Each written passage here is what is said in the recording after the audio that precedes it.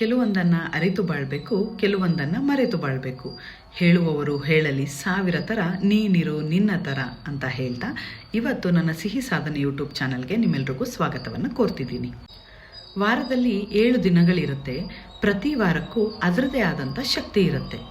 ಯಾವ ವಾರ ಏನು ಮಾಡಬೇಕು, ಯಾವ ವಾರ ಏನು ಮಾಡಬಾರ್ದು ಅಂತ ಕೂಡ ಇರುತ್ತೆ. ಇವತ್ತು ನಾನು ಯಾವ ವಾರ ಏನನ್ನು ಮಾಡಬಾರ್ದು ಅಂತ ಹೇಳಲಿಕ್ಕೆ ಬಂದಿದ್ದೀನಿ. ಅದನ್ನು ನೋಟ್ ಮಾಡ್ಕೊಳ್ಳಿ. ಮೊದಲನೇದಾಗಿ ಸೋಮವಾರ ಯಾವುದೇ ಥರದ ಹೊಸ ಕೆಲಸಗಳನ್ನು ಮಾಡೋಕ್ಕೆ ಹೋಗ್ಬಿಡಿ. ಎರಡನೇದಾಗಿ ಮಂಗಳವಾರ ಕಾನೂನಿಗೆ ಸಂಬಂಧಪಟ್ಟಿದ್ದು ಯಾವುದೇ ಕೆಲಸಗಳನ್ನು ಇಟ್ಕೋಬೇಡಿ. ಅವತ್ತು ಕೋರ್ಟು ಕೇಸು ಲೀಗಲಿ ಯಾವುದಕ್ಕೂ ಕೂಡ ಸೈನ್ ಮಾಡೋಕ್ಕೆ ಹೋಗಬೇಡಿ. ಮೂರನೇದಾಗಿ ಬುಧವಾರ ಯಾವುದೇ ಥರದ ಸಾಲ ಕೊಡೋದಾಗಲಿ ತೊಗೊಳೋದಾಗಲಿ ಮಾಡೋಕ್ಕೆ ಹೋಗಬೇಡಿ. ಹಾಗೆ ಒಡವೆಗಳನ್ನು ಪ್ಲೆಡ್ಜ್ ಮಾಡೋದಾಗಲಿ ಬುಧವಾರ ಮಾಡೋಕ್ಕೆ ಹೋಗಬೇಡಿ. ನಾಲ್ಕನೇದಾಗಿ ಗುರುವಾರ ಯಾವುದೇ ಕಾರಣಕ್ಕೂ ನೈಲ್ಸ್ಗಳನ್ನ ಕಟ್ ಮಾಡಬಾರ್ದು, ಉಗುರು ಕಟ್ ಮಾಡಬಾರ್ದು. ಹಾಗೆ ಗಂಡಸರು ಶೇವ್ ಕೂಡ ಮಾಡಬಾರ್ದು. ಐದನೇದಾಗಿ ಶುಕ್ರವಾರ ಯಾವುದೇ ಕಾರಣಕ್ಕೂ ಸಕ್ಕರೆನ ಕೊಡೋದು ಅಥವಾ ತಗೊಳ್ಳೋದು, ಹಾಗೆ ಬೆಳ್ಳಿನ ಗಿಫ್ಟ್ ಮಾಡೋಕ್ಕೆ ಹೋಗಬೇಡಿ.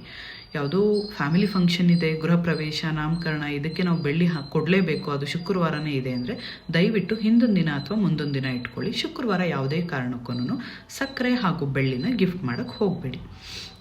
ಆರನೇದಾಗಿ ಶನಿವಾರ ಯಾವುದೇ ಕಾರಣಕ್ಕೂ ಕಬ್ಬಿಣನ ಮನೆಗೆ ತರೋದು ಅಥವಾ ಅಂಗಡಿಗೆ ತರೋದು ಅಥವಾ ಮನೆ ಕಟ್ಟುತ್ತಾ ಇರೋ ಕಡೆಗೆ ಶನಿವಾರ ಕಬ್ಬಿಣನ ತಗೊಳ್ಳೋದು ಮಾಡೋಕ್ಕೆ ಹೋಗಬೇಡಿ. ಕಬ್ಬಿಣ ಹಾಗೆ ಕತ್ರಿ ಹಾಗೆ ಉದ್ದಿನ ಕಾಳು ಅಥವಾ ಉದ್ದಿನ ಬೇಳೆ, ಉದ್ದಿಗೆ ಸಂಬಂಧಪಟ್ಟದ್ದು ಯಾವುದನ್ನು ಕೂಡ ಖರೀದಿ ಮಾಡೋಕ್ಕೆ ಹೋಗಬೇಡಿ.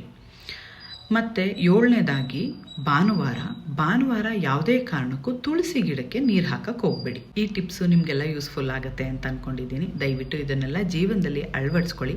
ಆಗುವಂಥ ಸಣ್ಣ ಪುಟ್ಟ ಮಿಸ್ಟೇಕ್ಗಳನ್ನ ಕರೆಕ್ಟ್ ಮಾಡ್ಕೊಳ್ಳಿ ಅಂತ ಹೇಳ್ತೀನಿ. ಯಾರೆಲ್ಲ ನನ್ನ ಚಾನಲ್ಗೆ ಇನ್ನೂ ಸಬ್ಸ್ಕ್ರೈಬ್ ಮಾಡ್ಕೊಂಡಿಲ್ಲ ದಯವಿಟ್ಟು ಸಬ್ಸ್ಕ್ರೈಬ್ ಮಾಡ್ಕೊಳ್ಳಿ. ಇಷ್ಟೊತ್ತವರೆಗೂ ನನ್ನ ಮಾತು ಕೇಳಿಸ್ಕೊಂಡಿರೋ ನಿಮಗೆ ಧನ್ಯವಾದಗಳು. Thank you.